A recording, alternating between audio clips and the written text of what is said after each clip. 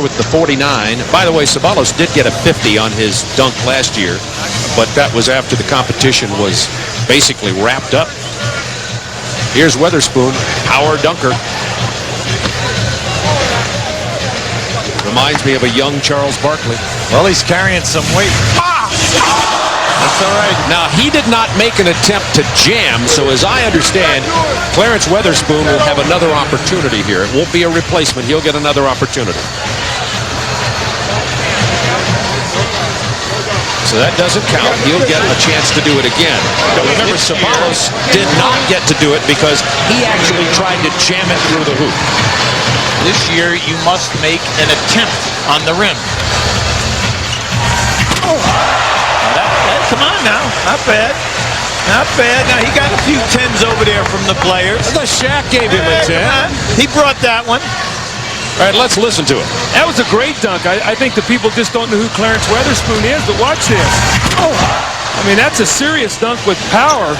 Charles Barkley, I just said he reminds me of a young Charles Barkley. What do you think of this? Well, first of all, he doesn't look as good as I do over there. But I tell you what, he's got explosive jumping ability, and people compare him a lot to me, and I could never jump like that. From the sky cam. And a 43-2 is the score for Clarence Weatherspoon. Isaiah, what do you think of that? That's a pretty low score for that dunk. Well, it's a low score, but I think what the judges are really looking for are style points. And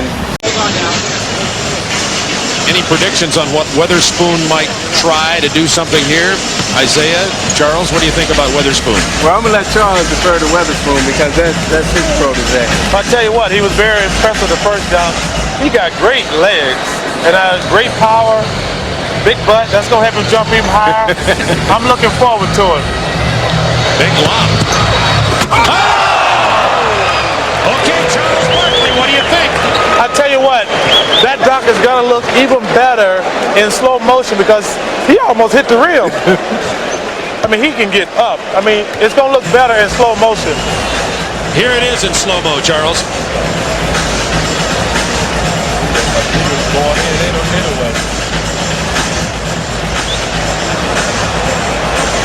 Oh.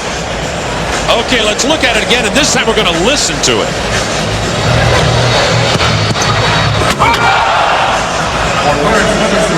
And a modest score of 44.3. Gentlemen, do you think that's too low a score, Isaiah? Well, again, the bounce is hurt. Forward. He should waive it. The only thing he's going to do now by making this dunk is he's going to have one less to go into the finals with. That's right. So he should save something. I agree with you. Well, he did. Let's see if he tries that again. Again, no attempt made to jam, so he'll get the opportunity over if he wants it. So why not save this in the finals, though? I mean, he's going to have to try to come up with 3 more dunks in the next round. As you can see, the coaches here, maybe these guys need coaches. Charles, Isaiah, maybe these guys each need to bring a coach with them. Well, in the past, the guys who have won the slam dunk, Julius and Michael Jordan, Dominique, those guys, they did come into the slam dunk competition with a plan. Yeah, they did not just go out there and randomly dunk. They had the dunk systematically planned, and therefore they didn't have as much confusion when they went to attempt the next dunk. They knew exactly what they were going to do. So here's Weatherspoon's final dunk here, but remember, he's already guaranteed of advancing along with Minor and Ceballos into the championship round.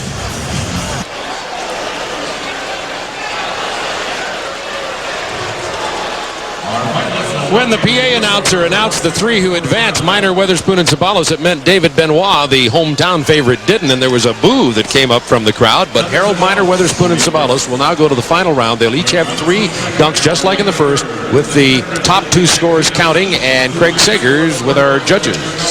Before there was Jordan, before there was Wilkins, there was Connie Hall. Charisma that carries the lead.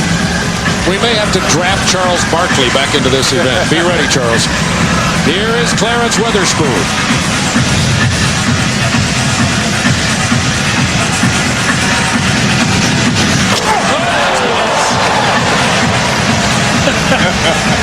Now that's coming from out of bounds. All right, sending it home. I like that one. Came from behind the board. We'll listen to the sounds of this one. Clarence Weatherspoon. Charles Barkley, your comments. This guy's got great jumping ability and some serious power in his dunks.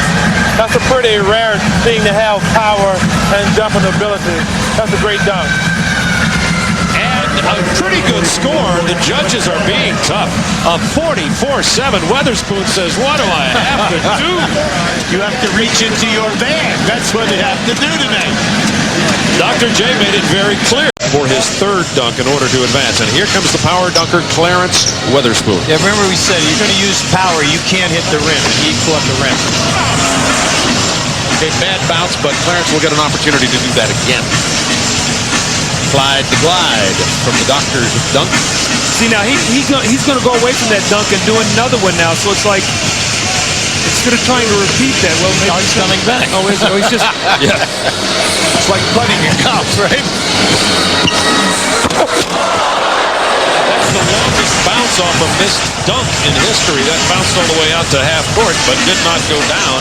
I said Clyde the Glide, Doctors of Dunk. That was back in the days of Louisville with Darrell Griffin. Clyde the Glide, what was it? Phi Slamma Jamma at Houston, as we all recall. What do you think of this, Charles? Well, he got up under there a little bit too far. But I tell you, his head's up at that rim. He just glided in a little bit too far. And a 27.5. Almost, but no cigar for Clarence Weatherspoon. Remember, the low score can be thrown out. See, Harold Miner's in the driver's seat right now. You've got Weatherspoon's got a 27.5. You've got Ceballos has got a low score of 22 or whatever it was, his 24.5. So he's got a